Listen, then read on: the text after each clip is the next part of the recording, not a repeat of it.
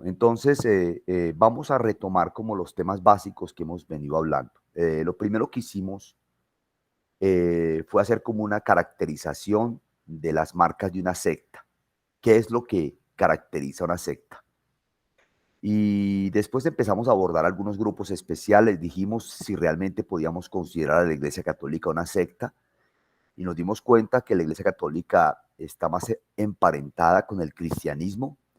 Aún así tenga situaciones que son doctrinas erróneas y equivocadas, pero en su base fundamental compartimos conceptos muy teológicos, muy propios, como la Trinidad y muchos otros aspectos más.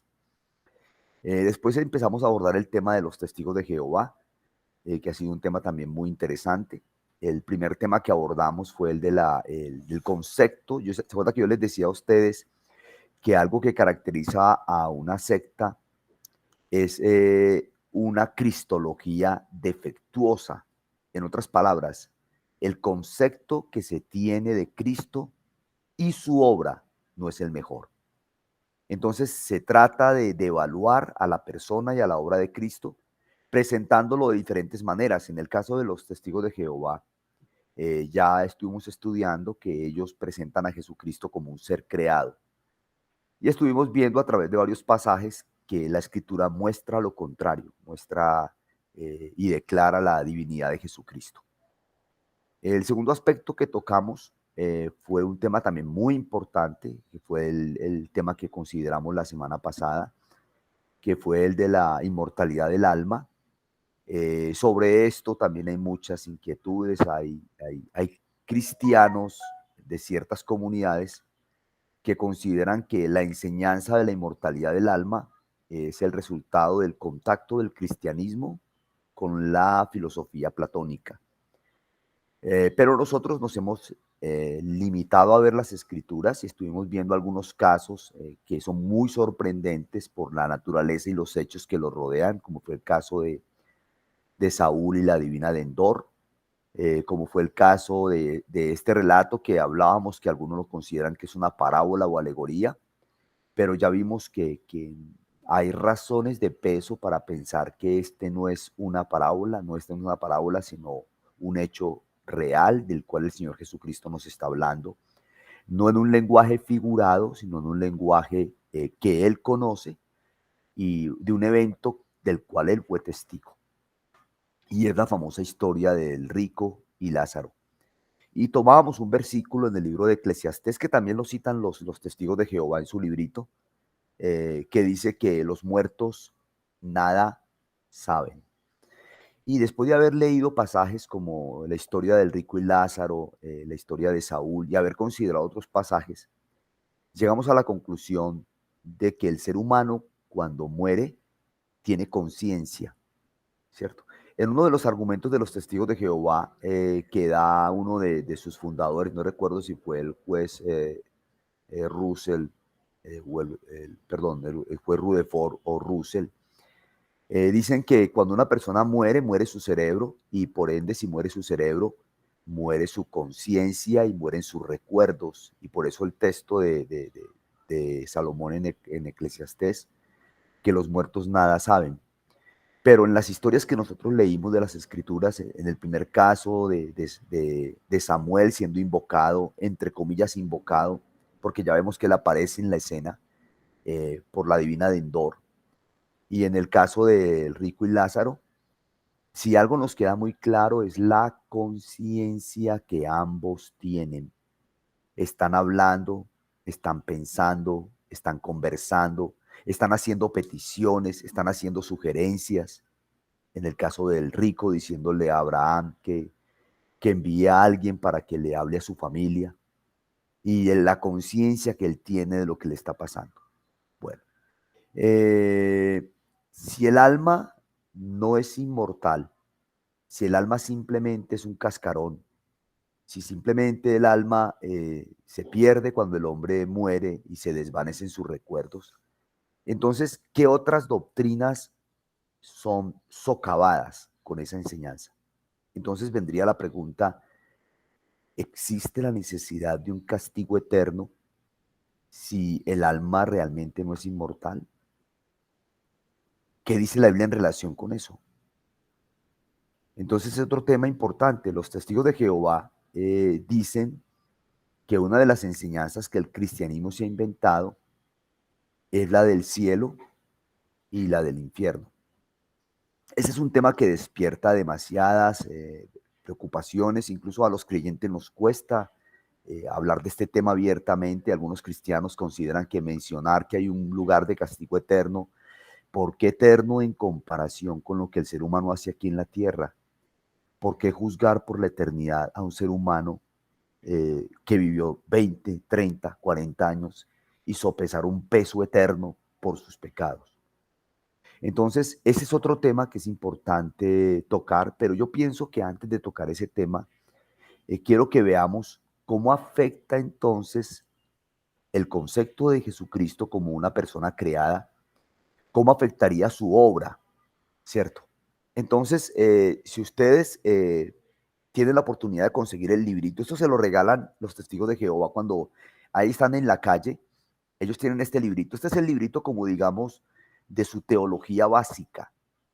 Un cristiano que trata con un testigo de Jehová debería leer este libro e ir comparando muy despacio sus frases e ir mirándolo a la vez de otros textos de las escrituras para ver qué es lo que este texto dice, ¿cierto? Aquí están prácticamente, ¿cuántas páginas son? Son 223 páginas. En estas 223 páginas, los testigos de Jehová resumen toda su teología, ¿cierto? Entonces, yo voy a leer algunas apartes para que observemos qué se piensa acerca de la obra de Cristo. Entonces, voy a leer aquí un pedacito de estos que me llamó la atención, regalo un minutico. Listo, dice así. Por favor, ustedes van a poner cuidado y me van a decir dónde está el error. Escúchenlo pues. Entonces, ¿de qué manera demostrará usted que agradece el regalo divino del rescate? Están hablando acerca de la muerte de Cristo en la cruz. Para empezar, conozca mejor aquel que lo dio, a Jehová. Y citan Juan 17:3. Esta es la vida eterna, que te conozcan a ti, el único Dios verdadero, y a Jesucristo a quien tú has enviado. Puede lograrlo si estudia la Biblia con la ayuda de esta publicación. Cuanto más conozca a Jehová, más lo amará, y cuanto más lo ame, más deseará complacerlo. Tenga fe en el rescate. La Biblia dice respecto a Jesús, citan Juan 3:36, pero lo citan en su versión. Dice así: el que ejerce la fe en el Hijo tiene vida eterna. Le repito, el que ejerce fe en el Hijo, tiene vida eterna. ¿Cómo podemos ejercer o demostrar fe en Jesús? No solo con palabras, como indica Santiago 2:26, la fe sin obras está muerta. En efecto, la fe verdadera se demuestra con obras. Una manera de probar que tenemos fe en Jesús es haciendo lo posible por imitarlo, tanto en lo que decimos como en lo que hacemos. Bueno, entonces, ¿qué notan ustedes en esas frases? ¿Qué encuentran? ¿Qué lenguaje? ¿Qué frase les llama la atención?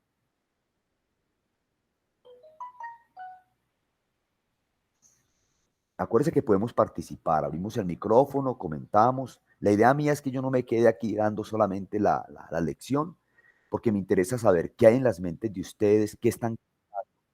Entonces quisiera como escuchar, a ver, ¿qué frase encontraron ahí interesante en lo que leí? Qué pena, profe. Ahí dice el que ejerza qué. Ejerza, dice, lo voy a leerle en el versículo. Esta es la traducción Nuevo Mundo. El que ejerce fe en el Hijo tiene vida eterna.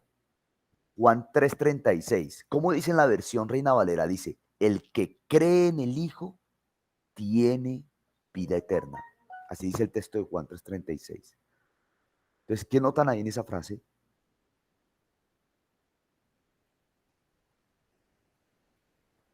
Es como Pues ahí, imponer. perdón.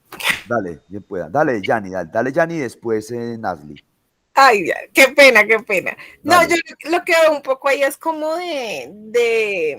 como si fuera por mérito propio, o sea, el asunto de la fe, y realmente no es tan así, porque pues en otra cita dice que Cristo es el autor y el consumador de la fe, o sea, como que de él surge, ¿sí?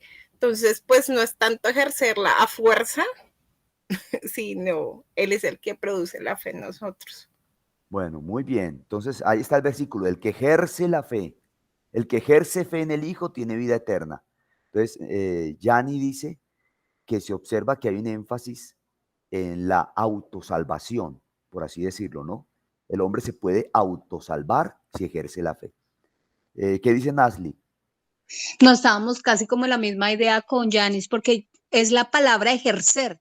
Es como a fuerza que yo lo hago y entonces ahí sí voy a lograr las cosas, de lo contrario no. Es como impuesto. Muy bien. Bueno, no sé, John, si ya te queda más claro ahí con lo que comentaron Yanni o quieres ampliar algo más con mucho gusto. Yo había pensado en, porque, o sea, escuchando también lo otro que dice el texto, es el que ejerce la fe en el Hijo. Estaba pensando en lo otro que dice y es como tomar a Jesús como ejemplo de vida, es lo que están diciendo ahí, pero simplemente como, sí, como dicen muchos, como un maestro de moral, ¿no? Entonces, como él dice que, la citan que Jesús dice que algo relacionado con el Padre, ¿no? El que cree en Dios, es el que cree en Dios. Entonces, como Jesús también cree en Dios, como nosotros también creamos en Dios, pero como separando a Jesucristo de Dios.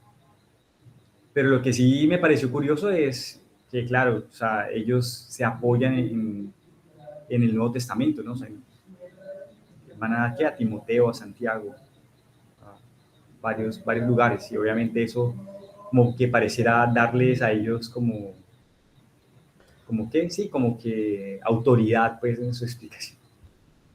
Bueno, entonces observen algo. Voy a retomar lo que dice John. Cuando usted habla con un testigo de Jehová, cuando usted habla con un mormón, usted no está hablando con una persona que no conoce las escrituras. Debe ser muy cuidadoso porque ellos conocen las escrituras, las tuercen, pero las conocen. Entonces debemos ser muy sabios. Entonces, notemos algo muy interesante. De pronto, primero, el dato que mencionaron Yanni y Nasli en relación con el mérito propio o la autosalvación. Entonces, los testigos de Jehová tienen dos conceptos de la obra de Dios. Una parte la hizo Dios pagando el rescate a través de su Hijo. Pero la otra parte la tengo que hacer yo. Y mire que dicen varias cosas. Ejerciendo fe, haciendo buenas obras e imitando a Cristo. Entonces, en otras palabras, la salvación depende del Señor y la salvación depende de mí. Interesante, ¿no? Vamos a ver un texto que nos va a ayudar a clarificar eso. Y es el texto de Efesios capítulo 2. Este versículo ustedes lo conocen de memoria, pero lo vamos a leer. Entonces, alguien que lo lea, por favor. Vamos a leer Efesios 2. Este texto es del apóstol Pablo, el libro de Efesios. Bueno, muy bien. Primero que todo, leamos el versículo 1. Y aquí voy a hacer como una... Bueno, acuérdense que me gusta mucho preguntar, porque las preguntas ayudan mucho a aclarar. A ver, ¿qué dice el versículo 1 de Efesios 2? Dice así, y Él os dio vida a vosotros cuando estabais muertos en vuestros delitos y pecados. No te alcancé a ¿Sí? copiar la frase final. Y Él os dio vida a vosotros. Muertos en vuestros delitos y pecados. Eso. Miren la frase tan interesante. Y Él os dio vida a vosotros. Entonces hagamos la pregunta. ¿Quién nos dio vida? Bueno, si vamos al versículo de atrás, está hablando del Señor Jesucristo. ¿Sí? Pero viene la pregunta. ¿Quién necesita vida? ¿De qué vida está hablando el escritor?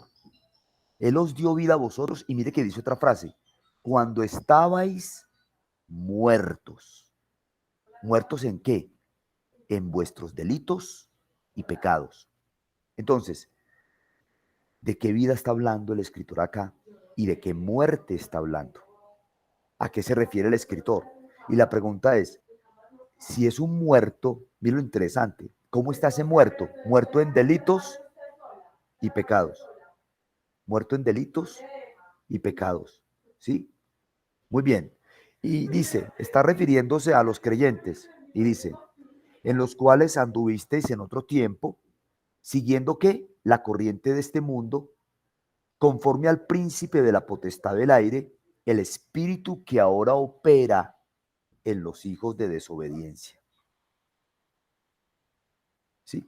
Entonces, mira lo interesante, habla de muerte y que Él nos dio vida. Después habla de que cuando estábamos muertos, estábamos bajo la potestad del príncipe de la potestad del aire. ¿Y qué hacía ese príncipe de la potestad del aire? Él operaba en los hijos de desobediencia. Entonces ahí está el versículo clave. Y Pablo sigue hablando después. Y entonces va a dar el famoso versículo. Versículo que ustedes se lo saben de memoria. El 8 y el 9 y el 10, por favor. ¿Qué dice? 8, 9 y 10. ¿Quién lo lee, por favor?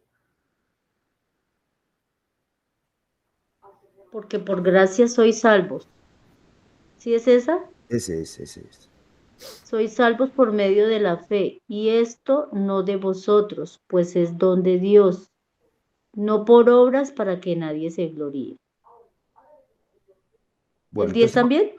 sí, el 10 también. Porque somos, Dice, porque somos hechura suya, creados en Cristo Jesús, para buenas obras, las cuales Dios preparó de antemano para que anduviésemos en ellas. bueno, listo. Muy bien. Entonces, escuchen la frase que ellos escribieron y vamos a analizarla a la luz de este versículo. Dice así: tengan fe en el rescate. La Biblia dice respecto a Jesús, el que ejerce fe en el Hijo tiene vida eterna. ¿Cómo podemos ejercer fe o demostrar fe en Jesús? No solo con palabras. Como indica Santiago, la fe sin obras está muerta. En efecto, la fe verdadera se demuestra con obras. Una manera de probar que tenemos fe en Jesús es haciendo lo posible para imitarlo, tanto en lo que decimos como en lo que hacemos. Entonces, la pregunta es, esto que dicen los testigos de Jehová, comparándolo con este texto de Efesios, ¿qué podemos encontrar? Primero, porque por gracia sois salvos, por medio de la fe. Y después, ¿qué dice? Y esto no de vosotros, pues es don de Dios, no por obras, para que nadie se gloríe. Entonces quiero que me digan este texto, cómo debate lo que estábamos leyendo de este libro de los testigos de Jehová. ¿Qué demuestra el texto? ¿Qué dice?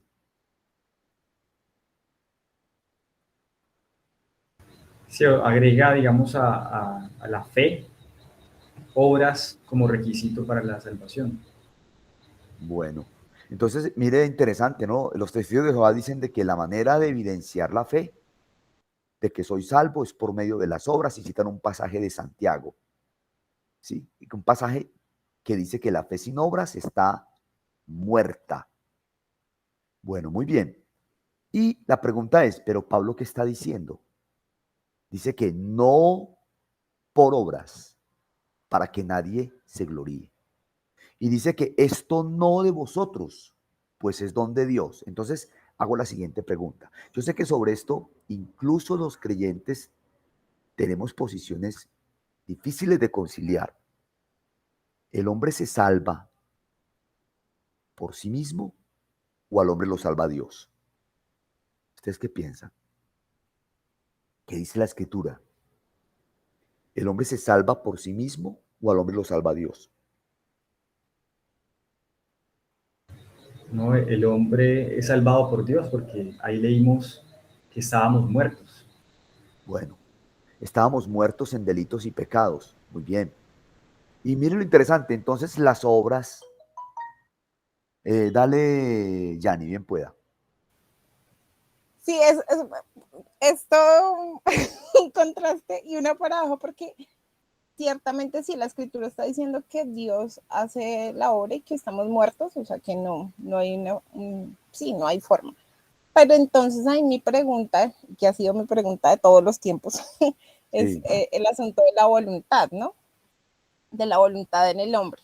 Y pues ciertamente uno no es consciente, estando muerto, uno no es consciente de que está muerto en delitos y pecados, o sea, no hay eso, ¿sí? El Espíritu Santo produce en nosotros esa conciencia de pecado, ¿no? Y de la justicia del juicio de Dios. Pero entonces, en donde entra la voluntad del hombre para bueno, responder a ese llamado, pues preguntarle. bueno, una buena pregunta. Y ojo que esto es muy importante. Miren ustedes que yo podría decir que todos los errores que tenemos en torno a la enseñanza se debe a no tener claridad sobre las doctrinas básicas. Por ejemplo, ¿qué es el pecado? ¿Qué provocó el pecado en el hombre?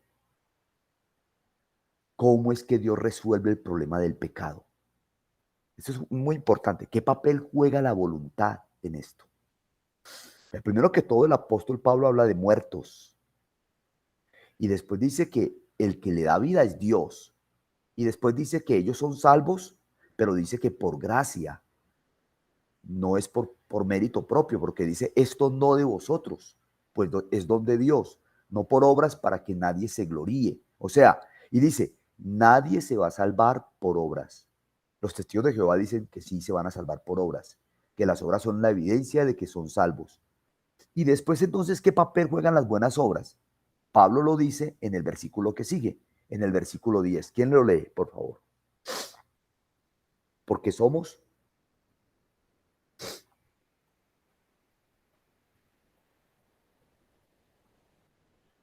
porque Dale, somos, Vilma, bien pueda. porque somos hechura suya, creados en Cristo Jesús para buenas obras, las cuales Dios preparó de antemano para que anduviésemos en ellas. Entonces, mira qué interesante. No somos salvos por obras, pero somos salvos para buenas obras. ¿Ven la diferencia?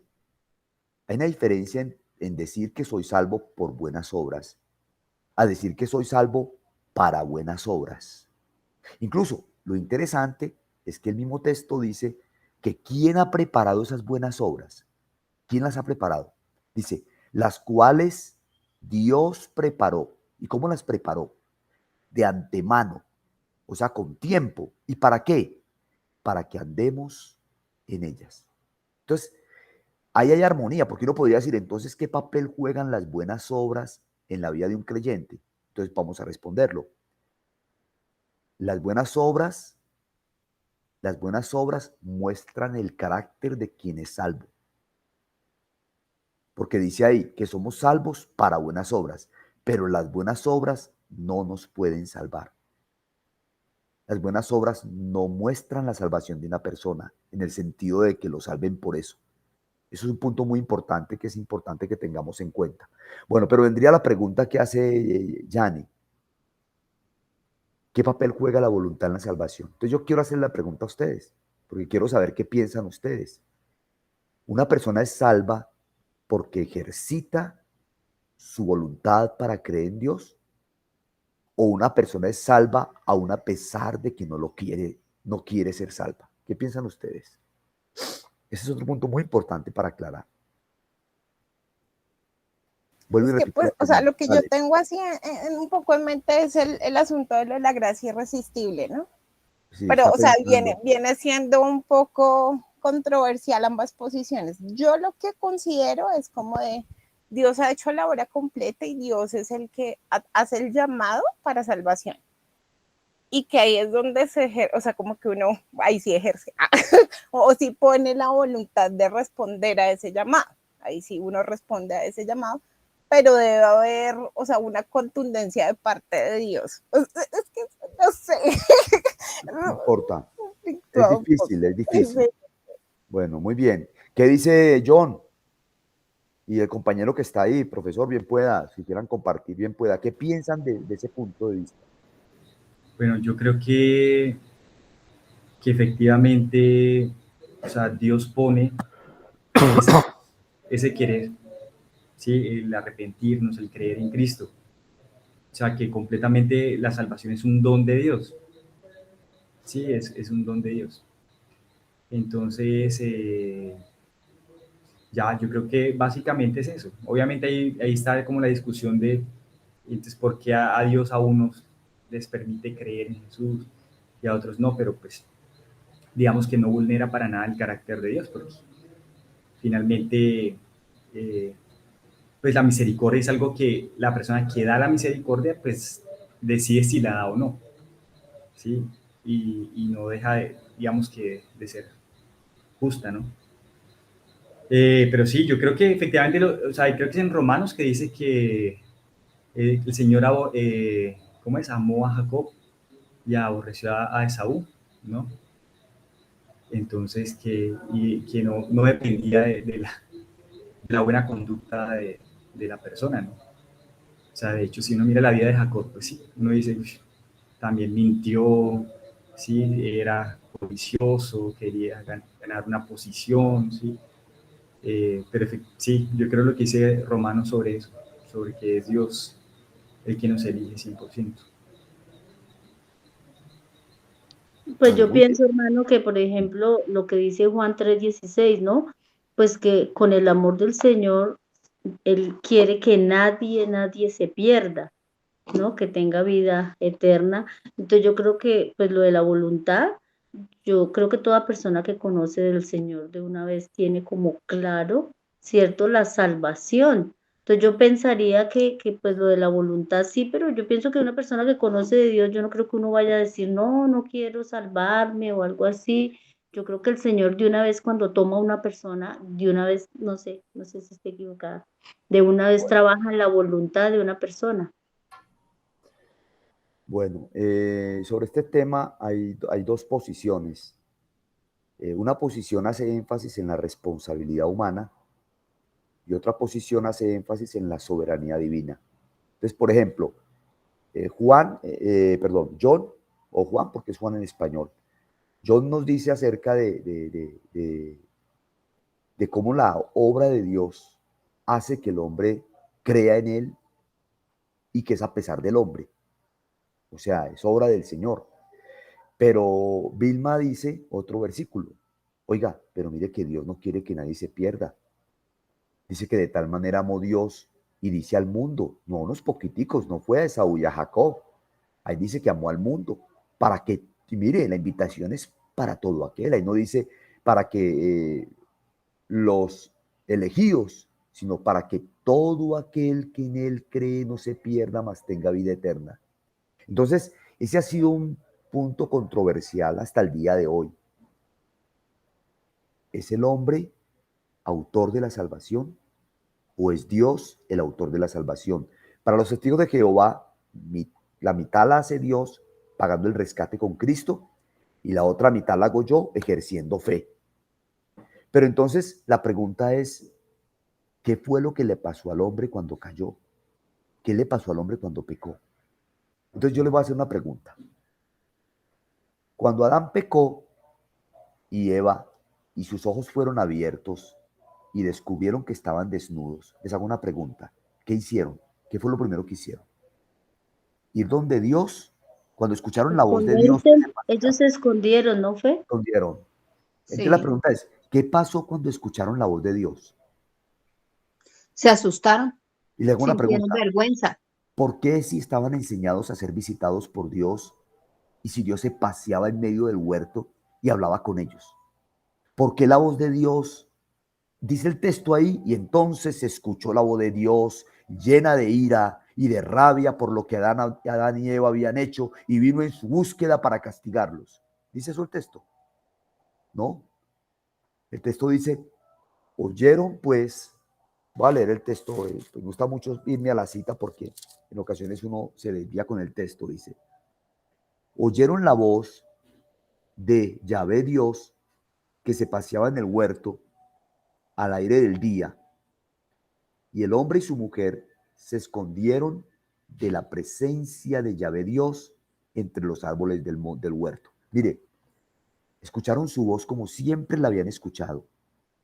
Pero voy a explicarle una cosa. Supongamos que su hijo pequeño hace algo malo, quebró, por ejemplo, un utensilio de la cocina, y usted simplemente llega del trabajo y saluda al niño normal.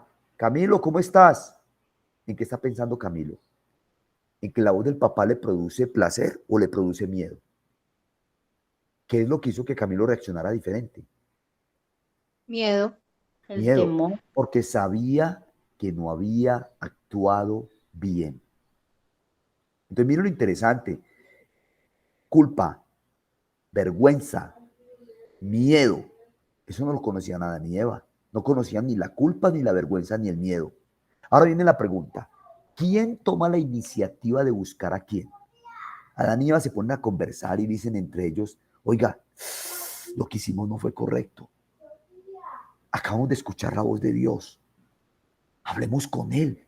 Vayamos y hablemos con Él y le decimos que hicimos lo que no debíamos hacer. ¿Hicieron eso? ¿Lo hicieron? No. No. Entonces viene la otra pregunta. ¿Quién buscó a quién? Dios a Adán y a Eva. A Eva. Adán. O sea que el que fue en busca de Adán y Eva no fue ellos, sino Dios mismo. Porque el texto dice, mas Yahvé, Jehová Dios, llamó al hombre y le dijo, ¿dónde estás tú? Mire, esa pregunta tiene dos cosas muy interesantes. La primera, algo le había pasado al hombre, porque no está en el lugar correcto. Cuando él le dice, ¿dónde estás tú? Es porque no está en el lugar correcto, se ha escondido. Cuando Dios llegaba a hablar con ellos, ellos hablaban abiertamente con él, no había que esconderse. Y lo otro interesante es que me dice que algo le pasó a ellos, porque ya no están donde Dios quiere que estén, sino que también Dios vino en su búsqueda. Vea, mire lo interesante. Veamos Juan 3:16. De tal manera amó el hombre a Dios que cuando envió a su hijo fue en búsqueda de él. No, el texto dice, de tal manera amó Dios al mundo que dio a su hijo. Entonces, qué interesante esto. Es el Padre quien toma siempre la iniciativa. Aquí es Dios quien viene en busca de Adán y le pregunta, ¿dónde estás tú? Entonces, a ver, veamos la respuesta de Adán. Oí tu voz en el huerto, pero te viene la pregunta, Adán, ¿tú habías escuchado la voz de Dios siempre? No era la primera vez que escuchabas la voz de Dios. Pero ¿por qué? ¿Qué le produce la voz de Dios? Oí tu voz en el huerto y tuve miedo, porque estaba desnudo y me escondí. O sea, él le está diciendo, Señor, escuché tu voz y tuve miedo porque estaba desnudo. Pero es que Dios no le enseñó al hombre que estaba desnudo. El texto en la parte de arriba dice que Adán y su mujer estaban desnudos y no se avergonzaban. Entonces, miren lo interesante. La primera pregunta la hace Dios. ¿Dónde estás tú? Ahora, ¿cuál es la segunda pregunta que le hace Dios al hombre? ¿Quién te enseñó que estabas desnudo? ¿Quién te enseñó? Entonces, interesante. Yo no le enseñé. Ustedes estaban desnudos y no se avergonzaban. ¿Quién les enseñó? ¿Quién te enseñó que estabas desnudo? Y si ustedes leen el próximo pasaje, viene una tercera pregunta. ¿Cuál es la tercera pregunta? Dice, ¿has comido del árbol de que yo te mandé no comieses? Entonces les hago una pregunta. ¿Por qué Dios les hace tres preguntas a Adán? ¿Y qué busca Dios con esas preguntas que le está haciendo? ¿Qué piensan ustedes? ¿Qué busca Dios cuando interroga al hombre? Estamos hablando de Adán y Eva, porque esto tiene que ver ¿No con la será obra como de Cristo. reconocer que se ¿Cómo? equivocaron? Como reconocer que se equivocaron. Bueno, le hago una pregunta. ¿No sabía Dios lo que había pasado, Vilma? Dios sí, pero por eso digo yo, él quería que Adán y Eva pues reconocieran que habían sido desobedientes. Dios sí Bueno, lo sabía y por yo eso lo les preguntó. sabía, pero mira que les hace preguntas. Es como cuando usted, su hijo hace un daño y usted quiere que lo confiese. Dice, Camilo, ¿qué pasó aquí en la cocina? ¿Qué pasó Busca con que ese, se arre- qué pasó con ese bus- reguero de vidrios? Diga, Nazli, dale. pues buscaba, para mí, pues Dios estaba, era que buscaba que ellos se arrepintieran de lo que hicieron. Eso. Entonces voy a decir algo. La conciencia lleva a Dios al hombre. Perdón, la conciencia lleva al hombre a buscar a Dios. Llevó la conciencia de Adán y Eva a buscar a Dios y a pedirle perdón. No, ellos no pidieron No, perdón. no pidieron perdón. Antes Adán culpó fue a Eva, como por salirse del paso. Entonces, mira, cuando Dios le dice, ¿comiste acaso del árbol que te mandé no comieses? Yo le hago una pregunta, porque Adán no dijo, sí, Señor, comimos del árbol, te desobedecimos. Interesante, pero ellos no dicen eso. Y la respuesta de Adán es esta. La mujer que me disculpó a Dios, gracias, Yanni. La mujer, mire que él no dice, él dice, la mujer que tú me diste. Ay, pero ¿cómo si Adán? Y cuando usted la vio por primera vez, ¿qué fue lo que dijo? No dijo, carne de mi carne, hueso de mis huesos, será llamada varona porque del varón fue tomada. No estaba feliz.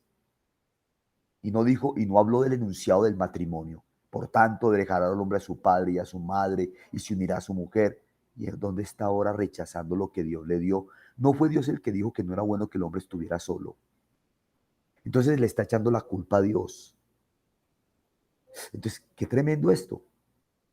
Entonces, ¿qué deducción sacamos? La conciencia puede mostrar de que hicimos mal, pero no nos lleva a Dios. Es Dios mismo quien tiene que venir por nosotros. Entonces la pregunta es, cuando Adán pecó, si su conciencia no le trajo a Dios, ¿su voluntad lo trajo a Dios?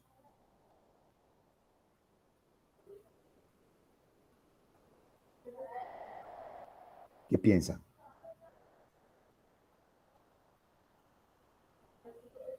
No, yo lo que pienso un poco, o sea, como con respecto a eso es, igual fue creado a la imagen de Dios, entonces como de que queda esa proyección de él, ¿no? O sea, su conciencia y su voluntad no lo hicieron volver a él, pero pues sí queda marcado de cómo fue el principio. Entonces puede ser que con el paso del tiempo, que es lo que nos pasa a muchos, yo he hablado con mi mamá hace unas semanas acerca de esto precisamente, y ella me decía, no, o sea, en mi ser yo tenía de algo me falta, algo me falta, algo me falta y necesito algo, ¿sí? Y entonces ya claro, cuando se encuentra con Jesús es como de, esto era lo que me hacía falta, ¿sí? Entonces pienso yo que es como de Dios toma la iniciativa, pero sí dentro de nuestro ser hay algo del original que quiere volver a ese diseño original precisamente. Bueno, entonces Yanni, Sí, porque, hermano, porque sí, por ejemplo uno dice que todo ser humano en cualquier momento, o sea, trata de buscar a Dios de alguna manera, ¿no?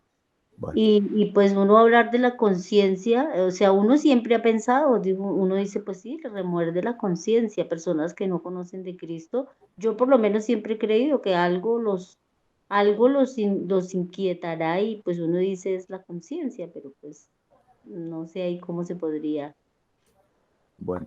El tema, vea, el tema debe verse a la luz de otros pasajes de la Biblia.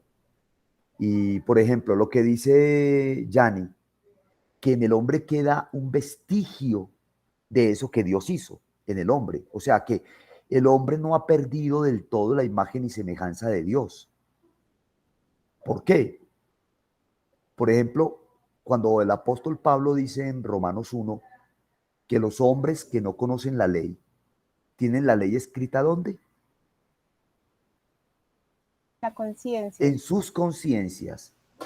Y esa ley en su conciencia dice, voy a leer el texto exacto para que quede claro el texto, cómo lo dice. Un momentico, por favor. Dice así, dice,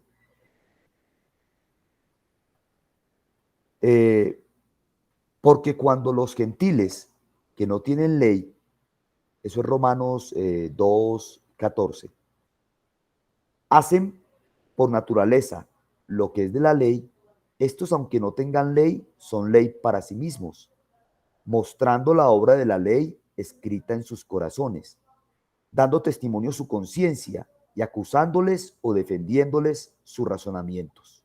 En otras palabras, la conciencia le está mostrando a un hombre que no conoce a Dios que algo no hizo bien y que algo no está bien y que le falta algo en su interior. O sea, es como dice por allá un versículo, que Dios ha puesto eternidad en el corazón del hombre. Él no alcanza a saber qué es eso, pero el hombre sabe que fue hecho para lo trascendente. El hombre sabe que no es simplemente carne y polvo, que él fue hecho para reflejar la gloria de Dios. Entonces, este es un tema muy interesante. Yo sé que es muy difícil de entender, porque si uno dijera, no, el hombre se salva por su propia voluntad, o al hombre lo salva Dios, entonces es un tema muy, muy complejo. Por ejemplo, cuando los israelitas los estaban picando las serpientes en el desierto y claman a Dios para que los libere, el texto dice que él le da a Moisés una orden y le dice que construya una serpiente de bronce. Interesante que es una serpiente. Tiene la forma de esas serpientes que están mordiendo a los israelitas. Y esa serpiente debe ser levantada en un asta, en la parte alta. Y la orden de Moisés es muy sencilla. Que si a alguien lo muerde una serpiente de esas, ¿qué tiene que hacer? Mirarla. Mirarla. Mírela. ¿Y se acuerdan ustedes que Jesús se aplicó ese texto en el Evangelio de Juan y dice, y yo, si fuere levantado, y como Moisés levantó la serpiente en el desierto, así es necesario que el Hijo del Hombre sea levantado, para que todo aquel que en él cree no se pierda, mas tenga vida eterna. Y ahí viene el versículo de Juan 3:16. Mire, ahí me hace acordar de un texto que está en Isaías, no sé dónde está. Mirad a mí y sed salvos todos los términos de la tierra. O sea, ¿qué es esa mirada? ¿Qué había en la muerte de Cristo que cuando los hombres miraban esa muerte, creían o suspiraban por su salvación? Entonces, ahí concluimos que el tema es demasiado difícil de definir. Que es cierto que el hombre no es salvo por sus buenas obras, que Dios es el que salva al hombre. Pero también Pablo habla en el libro de Romanos, este era otro texto que quería leer, en el libro de Hechos, por favor. Vamos a leer un pasaje en el libro de los Hechos. Hechos, el versículo 17, el capítulo 17 de Hechos, que es el discurso de Pablo en Atenas. Y quiero que veamos otro pasaje que es bien interesante ahí. Por favor, leamos el versículo 24, 25, 26 y 27. Y 28. 24 al 28, por favor. No que lo lea. Hechos capítulo 17. El Dios que hizo el mundo y todas las cosas que en él hay, siendo Señor del cielo y de la tierra, no habita en templos hechos por manos humanas, ni es honrado por manos de hombres como si necesitara de algo, pues Él es quien da a todos vida y aliento y todas las cosas. De una sangre ha hecho todo el linaje de los hombres para que habiten sobre toda la faz de la tierra, y les ha prefijado el orden de los tiempos y los límites de su habitación, para que busquen a Dios, si en alguna manera, palpando, puedan hallarlo, aunque ciertamente no está lejos de cada uno de nosotros, porque en él vivimos, nos movemos y somos, como algunos de vuestros propios poetas también han dicho, porque el linaje suyo somos. Qué interesante lo que Pablo dice acá. Le dice a los hombres, le está hablando a los griegos, y les dice, vea, señores, el que le da vida a ustedes es Dios. Dice, Él es el que da a todos vida y aliento y todas las cosas. Primer versículo. En el segundo le dice que de una sola sangre ha hecho todo el linaje de los hombres. ¿Para qué? Para que habiten sobre la faz de la tierra y les ha prefijado los límites de los tiempos, los límites de los tiempos, lo leo bien, les ha prefijado el orden de los tiempos y los límites de su habitación. ¿Para qué? Para que busquen a Dios. Y después dice, si en alguna manera, palpando, puedan hallarle. Pero después dice otra frase, aunque ciertamente no está lejos de cada uno de nosotros. Y después dice, ¿por qué? Porque en Él vivimos y nos movemos y somos. O sea, le está diciendo a gente inconversa, vea, usted está parado ahí, respirando, porque Dios sostiene su vida física. Pero el día que Dios quite su vida, usted tiene sus tiempos prefijados. Y usted está aquí por una sola razón. Está aquí para buscar a Dios. Si en alguna manera palpando pueden hallarle. Entonces, ¿el hombre busca a Dios o Dios busca al hombre? Es una pregunta muy difícil de contestar. La fe viene por el oír, dice el apóstol Pablo, y el oír por la palabra de Dios. Yo no sé cómo definir el concepto de la salvación, porque la Biblia la describe como un nuevo nacimiento. Y hay textos que dicen que no es de naturaleza humana, dice que somos salvos, y dice también de que cuando habla de que somos hijos de Dios, cuando dice el apóstol Juan, creo que es en el capítulo 1, pero yo lo leo, por favor, para recordar bien la cita y citarlo bien. Juan 1:12, creo que es. Juan 1:12. Dice, mas a todos los que le recibieron, a los que creen en su nombre, les dio potestad de ser hechos hijos de Dios, los cuales no son engendrados de sangre, ni de voluntad de carne, ni de voluntad de varón, sino de Dios. Entonces, hermanos, el hilo entre la soberanía y la responsabilidad humana es muy delgado y es muy difícil de entenderlo. Porque si el hombre no es responsable de su salvación, ¿cómo puede Dios juzgar al hombre si él no puede creer? Pero vendría el otro punto de vista. Si Dios es soberano, ¿qué puede hacer el hombre para salvarse? Entonces, esa mirada de fe con la que ese israelita que estaba en el suelo miraba, de más que unos miraron y otros no miraron.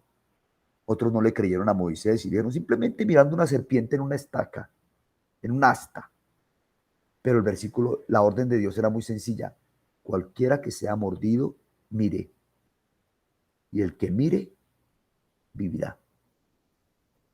Entonces, voy a dejar el tema ahí, ¿sí? El tema es un poquitico difícil. Y yo sí voy a decir una cosa, eso sí, nadie se va a salvar por sus buenas obras. Nadie va a llegar al cielo sacando pecho. Nadie va a llegar al cielo diciéndole al Señor, vea, es que yo, como el fariseo, yo tuve la oportunidad de ejercer mi fe. Yo escuché el mensaje y yo pude creer. Yo sí lo pude hacer. Yo usé todas mis facultades de la mente para comprender lo que Cristo había hecho por mí.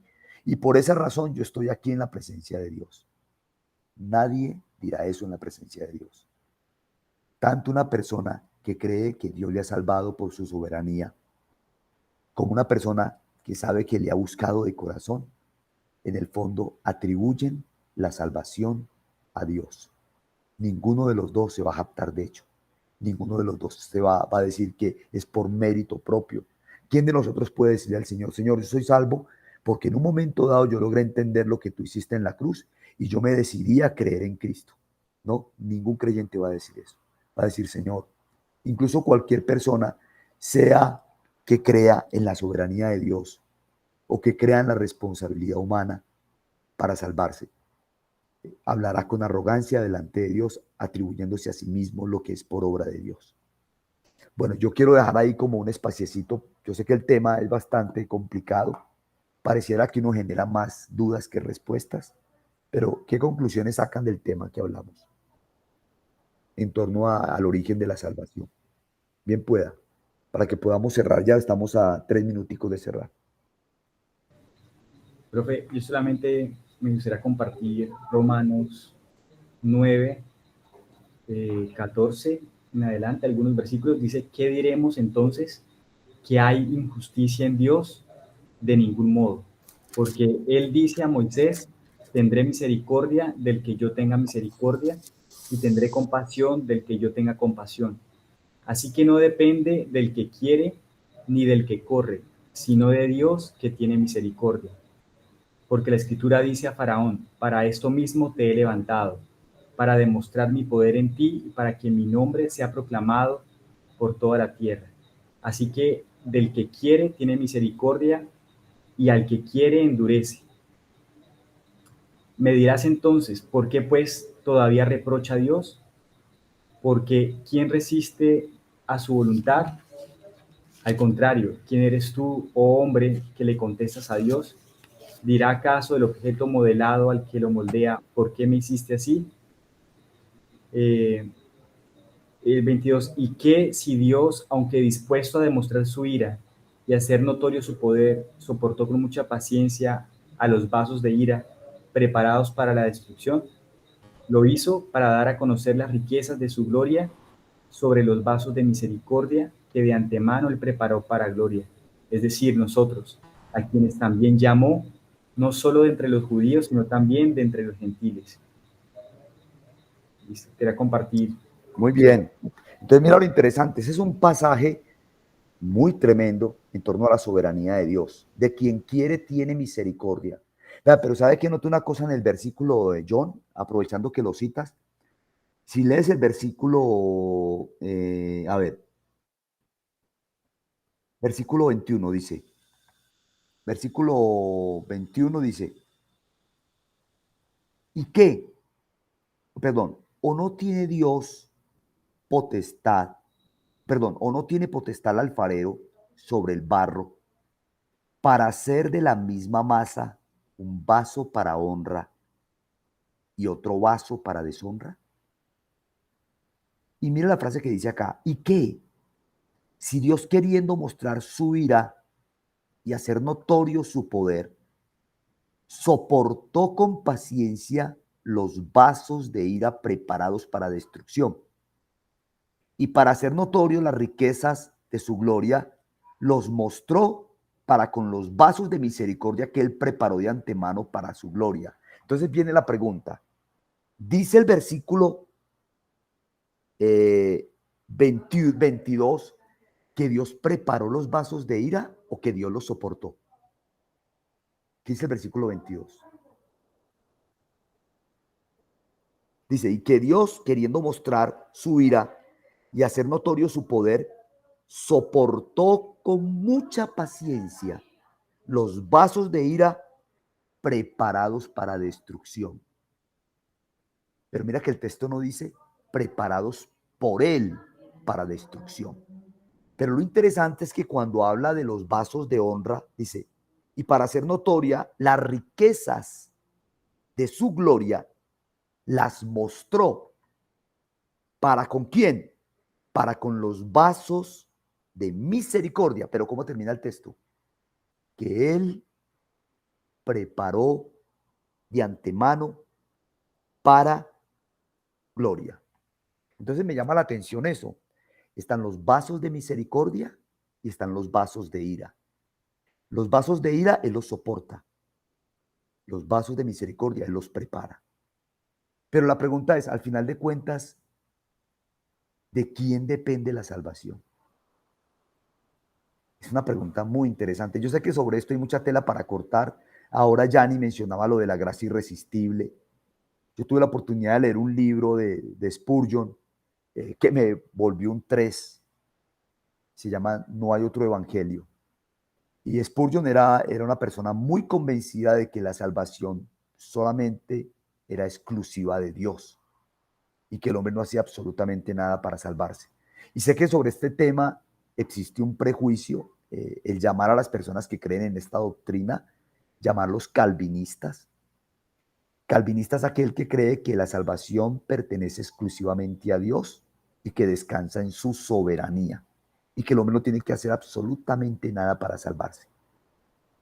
Bueno, Spurgeon dice que esto que llaman calvinismo es la esencia misma del Evangelio, dice Spurgeon hablando de eso, que no es calvinismo, sino lo que la Escritura enseña. Y están por el otro lado los arminianos, mucho posterior a Calvino, que plantearon que la salvación es el resultado de la fe que el hombre ejerce en lo que Cristo hizo. O sea, están en el mismo principio del que parten los testigos de Jehová. Ejercen fe para creer en Dios. Entonces, hermanos, hasta el día de hoy ha sido difícil conciliar esa enseñanza. Ha sido muy difícil. Y aunque uno pueda inclinarse más hacia un lado que al otro, por ejemplo, yo puedo ser un poquitico más hacia la línea de la soberanía de Dios. Soy consciente que me hago las preguntas que se hace Yanni también. Pero bueno, entonces, ¿cómo el hombre responde a la salvación? O sea, entonces, ¿de qué manera el hombre ejercita esa fe? ¿De qué manera su voluntad se mueve a creer en Dios? Entonces, hermanos, que Dios nos ayude. No es un tema muy fácil. Espero que algo de claridad nos haya llegado. No sé si alguien más quiere comentar algo. Dale, bien pueda. Sí, o sea, pese a la duda, porque yo siempre esa pregunta la hago así, y hago las reflexiones, pero pese a eso, alguna vez un profesor me decía, pero porque era siempre el pensar, ay, entonces los de las culturas precolombinas y no escucharon el nombre de Jesús, pero peleaba todo eso, ¿no? Qué injusto, pobrecita, pero no con eso llamando a Dios injusto, ¿no? Sino de, bueno, ¿y ellos qué? Entonces, lo que me respondía era como, bueno, usted de gracias de que recibió la gracia. O sea, como que listo, dejé a un lado a las personas y es como de usted y lo aceptó, entonces como de que esté agradecida por eso. Eso por un lado. Y pues por el otro lado es más como en todo el tema es pensar sí, en una cosa de Dios obra como quiere y obra con cada persona y trata a cada persona, entonces es como de que si hay una parte de Dios y una parte de uno, sí, en la voluntad, y bueno, sea que Dios haya hecho y que uno haga, o bueno, sin pensar y sin razonar tanto el asunto, es como, bueno, si yo ya recibí el llamado y soy consciente de la obra de Jesús y de todo, pues es responder a ese llamado, ¿sí? Con fe, ahí sí con la fe y también con las obras, pero pues teniendo la conciencia de que él tomó la Correcto. iniciativa. Eso.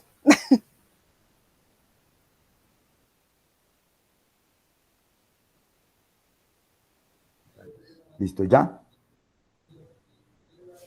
Sí, yo quería compartir algo. Romanos 8, 29, 30. Porque a los que de antemano conoció, también los predestinó a ser hechos conforme a la imagen de su Hijo, para que Él sea el primogénito de entre muchos hermanos. Y a los que predestinó, a esos también llamó. Y a los que llamó, a esos también justificó. Y a los que justificó, a esos también glorificó. Gracias, Yanni, por el comentario. Bien pueda, John. Ya, qué pena, profe. Sí, 2 versículos en Romanos 8, 29, 30.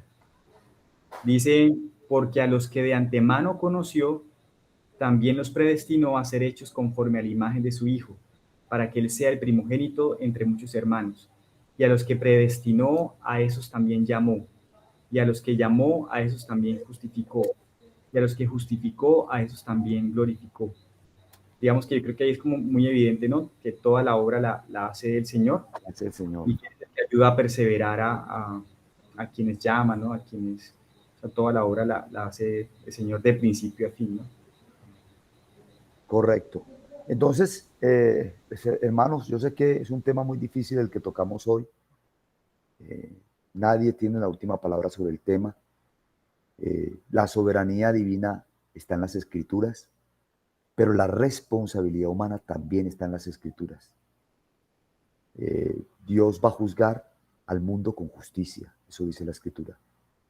Y lo va a juzgar, como le dijo Pablo a los atenienses, por aquel varón a quien designó, dando fe con haberle levantado de los muertos. Entonces vamos a orar y terminamos ahí. Padre, te damos gracias por este difícil tema que abordamos hoy, Señor. Nosotros reconocemos que es tu gracia la que nos salvó, que es tu gracia la que nos atrajo, que es tu gracia la que nos perdonó, que en nosotros no hay nada bueno, Señor, que somos lo que somos por tu gracia. Padre, ayúdanos a andar como Él anduvo. Ayúdanos a permitir que el Espíritu Santo pueda formar la imagen de tu Hijo en nosotros. Sabemos que nosotros no lo podemos imitar. No es posible imitar al hombre celestial, al hombre perfecto. Por eso tú has traído la imagen de tu Hijo por medio del Espíritu Santo a nuestra vida. Y tú estás formando esa imagen en nosotros porque, como leía el hermano John ahora, el propósito tuyo es que seamos hechos conformes a la imagen de tu Hijo. No imitación de su imagen, sino conforme a su imagen.